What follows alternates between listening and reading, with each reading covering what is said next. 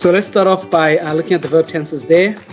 And we will see here that we've got three base tenses based on time element. We have the past, the present, and the future. The present means what's currently happening at this juncture, at this moment in time, whereas the past refers to what has already occurred, and the future refers to what we expect to happen. Because we don't really know what will happen in the future, we can just have an expectation there, right? And then as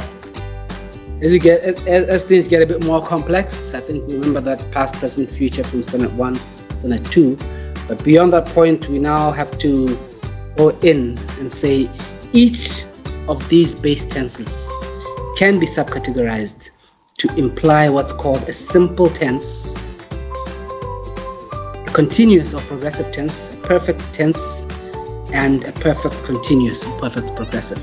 What this means basically, if I don't know if it doesn't. Yeah, what this means basically is that since we've got 4 of these categories and 3 base tenses, effectively we're going to be having 12, because each of these 4 categories can be represented in either of the 3 base tenses. So that 3 there times 4 is going to give us 12 different tense forms that we have.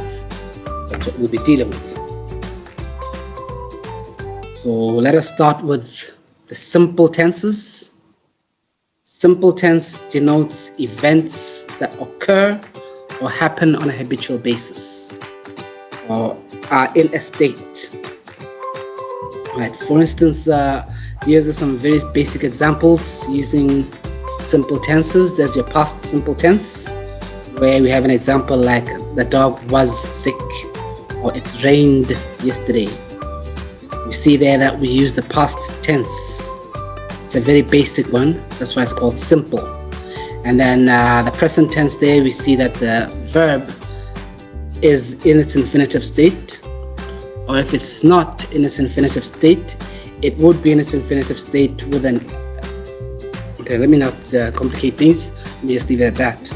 So let's get into the individual time instances of simple tense. The first time instance is the present. So then we have the present simple tense, or some people call it the simple present tense. It's the same thing, really, depending on who's writing the book that you're reading. So basically here we're referring to events, or we use it for events that occur on a regular basis. Like if you look at our previous example here, what was it? Where was it? The dog is sick. It's a state or an event that occurs on a daily basis.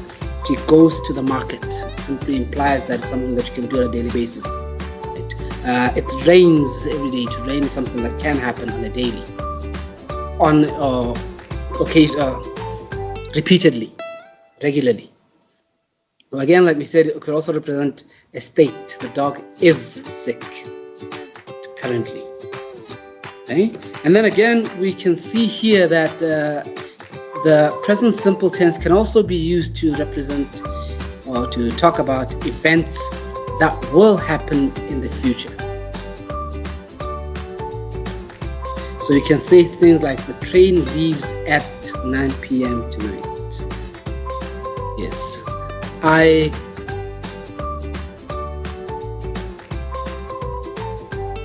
collect. But notice here we don't have the will. That's what I'm trying to point out. The confusion that came in, a bit of the distraction that came in, is because I haven't introduced the concept of will, so I wasn't really sure how I'll differentiate between that. But for now, let's just leave it at that. Let us say you see the present simple tense. It does not have will or shall, which denotes future, but it is used to denote incidents or events that will happen in future. Scheduled events, things we know. The game starts at 12, or we have lunch at 3 p.m. today, right? As opposed to all other days when we'll be having lunch. Normally we have our lunch at 1 p.m. but today we have lunch at 3 p.m. It's something that's scheduled for that particular day. It's similar to just saying we will have lunch, but the fact that it does not have the word will there is what causes it to be implied or to be said to be in the simple present tense. Okay, the past, well, as the name suggests there, it denotes an event that occurred in the past.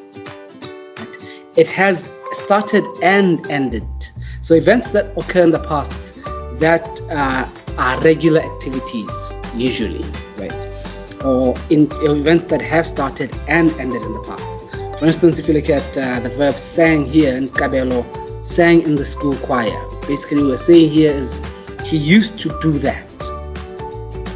It was a regular event that he did back then, but he's no longer doing it now. So we don't say he sings in the school choir because he's no longer doing it. If he was to say he sings in the school choir, it would be present simple. But because he's no longer doing it, it's past simple. He sang in the school choir. Last year, I joined the Ponzi scheme. This was a once-off event. It started and ended there, right? But in the past, nevertheless. So that is our past simple tense. And then the future simple tense, or simple future tense, as some may call it. This denotes an action that will happen in the past, but not an action that is expected to happen on schedule. You remember when we said, I bought the train at 9 p.m. tonight. Yes, that's something that's scheduled to happen. But if it's just general things, we express them using, we'll see the use of that word will. In some cases, shall. The most important one there should be will. Yes, so we use will to imply the future. And the verb will be put there in its infinitive form. I believe you may be remembering, or you might remember, the infinitive form from our previous lesson when we were discussing verbs. Right? Basically, it's the word the way it would appear in a very small dictionary, or the way it would appear. It would sound normal if you put the word to in front of it. That's the infinitive form. He will be in the train. I will see. See, to be, that's the infinitive form. To see is the infinitive form, as opposed to saying seen. That's a different instance of see. It's not the infinitive form. The infinitive form is where you can actually put the word to in front of it and it sounds normal. So here's some examples of sentences made with 3 simple tenses.